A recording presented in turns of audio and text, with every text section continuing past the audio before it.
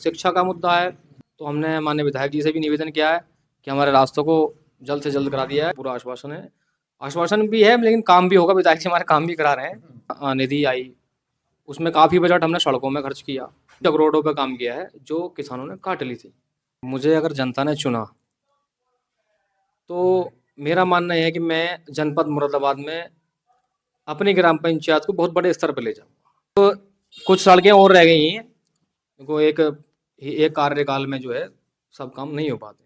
आदाब नमस्कार, मैं चौधरी मोहम्मद आसिफ। अरुण जी से आखिर अरुण साहब ने अब तक अपने 4.5 साल के कार्यकाल में कितना विकास कराया है और किन मुद्दों पर इन्होंने चुनाव लड़ा था। सबसे पहला मुद्दा हमारा शिक्षा, और दूसरा मुद्दा हमारा स्वच्छता, तीसरा मुद्दा हमारा सड़कें, और चौथा मुद्दा था हमारा पात्र व्यक्ति को वृद्धा पेंशन, विकलांग पेंशन, विधवा पेंशन, और पात्र व्यक्ति को जो शौचालय विहीन परिवार थे उसको शौचालय दिलवाने के मुद्दे पर, और आवास के मुद्दों पर। अब जिसमें हमने जो पात्र लोग थे वृद्धा पेंशन के, विधवा पेंशन के, विकलांग पेंशन के, हमने उन पर बहुत काम किया है। और जो शौचालय विहीन परिवार थे उनको शौचालय भी दिलवाए हैं। अच्छा, आवास का मामला 2019 के बाद अब वर्तमान में 2025 में अप्रैल के महीने में आवासों की फीडिंग हुई है। अब वो सरकार इससे पहले नहीं हुई थी। इससे पहले 2019 में हुई थी। 2019 के बाद गवर्नमेंट ने अब साइड खोली थी। ये जो मामला है स्टेट गवर्नमेंट का और सेंट्रल गवर्नमेंट का है। अब हमने स्वच्छता में अपने गांव में ODA+2 के अंतर्गत कूड़ा प्रबंधन केंद्र बनवाया, और गांव घर घर से कूड़ा उठवाने के लिए 2 ई-रिक्शा भी हैं हमारे पास जो पर डे गांव से कूड़ा उठाती हैं, और वो सब कूड़ा प्रबंधन केंद्र पे जाता है, वहाँ उसकी छटनी होती है। बाकी कूड़े का निस्तारण भी रोज होता है। अब दूसरी चीज़, अब शिक्षा का मुद्दा है। हमारे गांव में जो प्राथमिक विद्यालय और जूनियर हाई स्कूल विद्यालय, अब कंपोजिट विद्यालय है। पिछले टाइम में स्कूल में चारों तरफ से लोग जागरूक नहीं थे तो कूड़ा फेंक देते थे। अब उस मुद्दे को हमने उठाया, सब लोगों को जागरूक किया कि ये आपकी संपत्ति है, गवर्नमेंट की बाद में, पहले आपकी। क्योंकि सब लोग, जितने भी ग्राम पंचायत में लोग हैं, ज़्यादातर जो गरीब बच्चे हैं वो वहाँ पढ़ने जाते हैं। तो हमने उसमें सुधार किया, वहाँ पर लोगों ने कूड़ा डालना बंद किया। अभी पिछले टाइम में लगभग 3 या 4 महीने हुए हैं, मैंने वहाँ पर स्कूल में सौंदर्यीकरण कराया। पिछले साल मैंने टाइल्सीकरण कराया था, इस बार सौंदर्यीकरण पौधे लगवाए हैं। लगभग 3000 के आसपास पौधे लगे हैं, और स्कूल का माहौल बढ़िया है। पहले बच्चों के पास टाई नहीं थी, बिल्ले नहीं थे, आई कार्ड नहीं थे, बेल्ट नहीं थी। अब माध्यमिक शिक्षा परिषद के अंतर्गत जो टाई बिल्ले वगैरह होते हैं वो हमने प्रोवाइड और हेड मास्टर जी ने बच्चों को प्रोवाइड करे। अच्छा, ये अभी आप बात कर रहे थे कूड़े की, कूड़ा प्रबंधन की। अभी आपके ही गुरेर में एक रास्ता है जो जाता है मिलक के लिए, वो काफी समय से खराब है, क्या रहा उसका?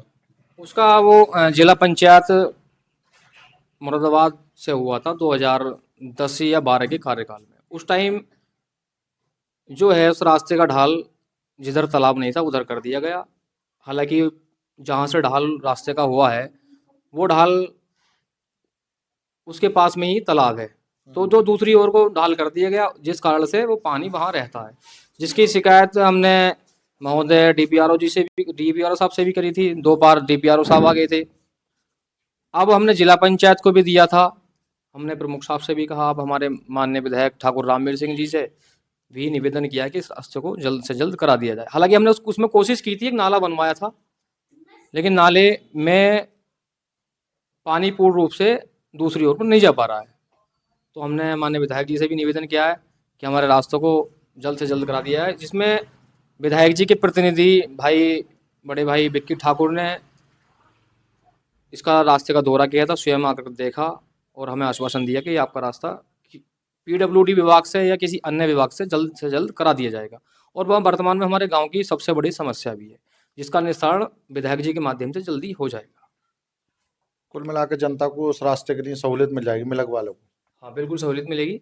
विधायक जी का पूरा आश्वासन है। आश्वासन भी है, लेकिन काम भी होगा, विधायक जी हमारे काम भी करा रहे हैं। और मुझे बहुत उम्मीद है कि वो रास्ता, और सबसे पहली डिमांड गुरेर की हमारे विधायक जी से यही है कि वो रास्ता करा दिया जाए। अच्छा, रही अब हमारा जो विकास का मुद्दा था, सड़कें, तो हमने अपने जितना निधि आई उसमें काफ़ी बजट हमने सड़कों में खर्च किया, जिसमें हमने टूटी हुई नालियाँ मरम्मत कराई, और जहाँ ज़रूरत सीसी टाइल्स की थी वहाँ सीसी टाइल्स कराई, जहाँ ज़रूरत हमें सीसी सड़क की थी वहाँ सीसी सड़क कराई, जहाँ खड़ंजे की आवश्यकता थी वहाँ खड़ंजा कराया। अब गांव में हमने हर वर्ग में काम किया है, चाहे वो मुस्लिम समाज का मेल हो, चाहे वो हिंदू समाज में हो, हमने हर वर्ग में काम किया। अब जैसे हमारे गांव में मनरेगा से भी काम हुआ है, बहुत सारी मनरेगा, हम ज़्यादातर उन सड़कों पर काम किया है कि भी किसानों ने दोनों तरफ से चक्रोड काट ली है तो विवाद बना हुआ है। ज़्यादातर हमने उन्हीं चक्रोडों पर काम किया है जो किसानों ने काट ली थी, अच्छा, विवाद खत्म करने के विवाद लिए। खत्म करने के लिए। कभी हमारे कोई मुद्दा हमारे सामने आया कि प्रधान जी भी ये चक्रोड काटा हुआ है, हमने भी काट लिया, उन लोगों ने भी काट लिया, अब इसको पढ़वा दीजिए, तो हमने मौके पर लेखपाल को बुला के और उसकी कार्रवाई की, और कार्रवाई करने के बाद जो विभाग है मनरेगा का, वहाँ से हमने सब रास्ता कराया। हाँ, उसमें सहूलियत मिली है लोगों को। अच्छा, अब आगे क्या तैयारी है, कौन से ऐसे काम रह गए हैं जो कराना चाहेंगे आप?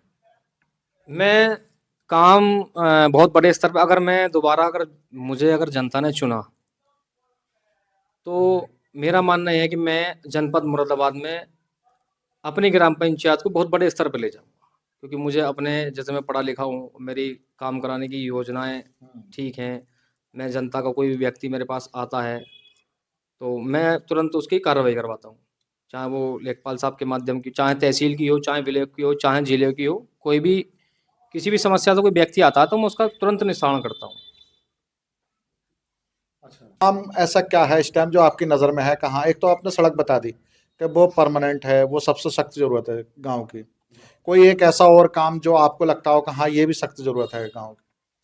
अब कुछ सड़कें और रह गई हैं, देखो एक एक कार्यकाल में जो है सब काम नहीं हो पाते, तो मुझे सबसे सर्वप्रथम काम करना है, जो हमारा अगर मैं प्रधान बना दोबारा, तो सबसे प्रथम मुझे काम करना है स्कूल की बाउंड्री वॉल करानी है सबसे पहले, क्योंकि हमारे यहाँ स्कूल की बाउंड्री वॉल पिछले कार्यकाल में हुई थी, किसी कारणवश मैं नहीं करा पाया इस अपने कार्यकाल में, लेकिन मैं सब सर्वप्रथम स्कूल की बाउंड्री वॉल कराऊंगा। दूसरी प्राथमिकता मेरी ये है कि मैं जो हमारे कूड़े का निस्तारण नहीं हो पा रहा है, क्योंकि अभी थोड़ी दिक्कतें चल रही हैं, हालांकि हमने जगह जगह नुक्कड़ सभा भी की है, नुक्कड़ बैठक भी की है, लोगों को समझाया है, लेकिन कहीं ना कहीं कुछ लोग समझ नहीं पा रहे हैं स्वच्छता से संबंधित। और मैं प्रधान बना दोबारा तो सबसे ज़्यादा जो काम करूँगा मैं स्वच्छता पे करूँगा, क्योंकि हमारा गांव स्वच्छ रहेगा तो हमारे गांव के बीमारियाँ कम रहेंगी, हमारे गांव के लोग परेशान कम रहेंगे। और तीसरा मुद्दा मेरा सड़क का था ही, वही मुद्दा है, फिर मुझे बाकी सड़कों पे काम करना है। अच्छा, एसआईआर चल रहा, और एसआईआर की डेट भी बढ़ा दी गई है इलेक्शन कमीशन के द्वारा, अब लोगों को सहूलियत भी मिली है, क्या किस तरह से देखते हैं इसको आप? एसआईआर ठीक है, पिछले टाइम में 2003 में एसआईआर हुआ था, उससे पहले भी हर 5 साल 7 साल में एसआईआर लागू होता था, चुनाव आयोग करता था। अब 2003 के बाद 2025 में एसआईआर मतलब चुनाव आयोग लेके आया।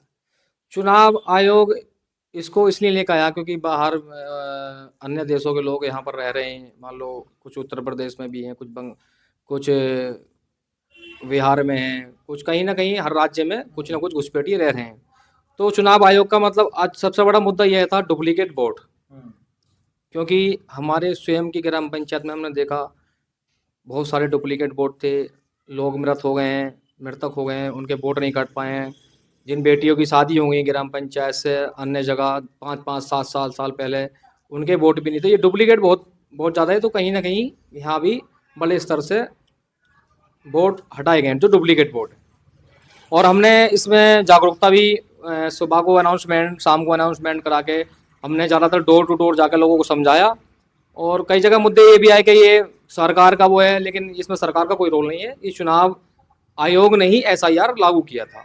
जब भी एसआईआर लागू करता है इस चुनाव आयोग ही करता है, सरकार चाहे वो राज्य सरकार हो या केंद्र सरकार हो, इनका दोनों सरकारों का कोई इंटरफेयर नहीं है इसमें। अच्छा, सरकार के द्वारा अभी एक बहुत बड़ी राहत दी गई है बिजली को लेकर किस तरह से देखते हैं? क्या ये 2027 के चुनाव को देखते हुए ली गई या सरकार चाहे वो राज्य सरकार की योजनाएं हों, चाहे वो केंद्र सरकार की योजनाएं हों, सरकार हर समय काम करती है, लेकिन एक योजना पर काम करने के लिए समय होता है।